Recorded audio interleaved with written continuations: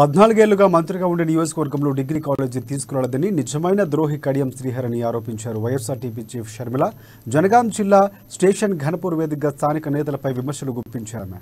దేవాదుల ప్రాజెక్టుతో ఘనపూర్కి 1.5 ఎకరాలకు సాగునీరు అందిన వైఎస్ఆర్ ద్రోహి ఎలా అవుతారని ప్రశ్నించారు. కడియం శ్రీహరి ఉద్యమం అడ్డుపెట్టుకుని పదవులు అనుభవించిన ద్రోహి అని చెప్పారు. హామీల రూపంలో ప్రజలకు బీఆర్ఎస్ నాయకులు చేసిన మోసాలు బయట పెట్టేందుకే తమ పార్టీ పెట్టారంటూ కూడా ఆమె పేర్కొన్నారు. 4 సంవత్సరాలుగా ఉప ముఖ్యమంత్రిగా ఉన్నారు కడియం శ్రీహరి గారు. మరి ఇన్ని సంవత్సరాలు మంత్రి పదవిలో ఉండి 1 ఎకరానికైనా నీళ్లు తేవడం చేతగాని ఈ కడియం శ్రీహరి గారు తెలంగాణ వ్యతిరేక, లేకపోతే 1,50,000 ఎకరాలకు ఇదే నియోజకవర్గానికి నీళ్లిచ్చిన రాజశేఖర్ రెడ్డి గారు తెలంగాణ వ్యతిరేక. ఎవరు వ్యతిరేకి?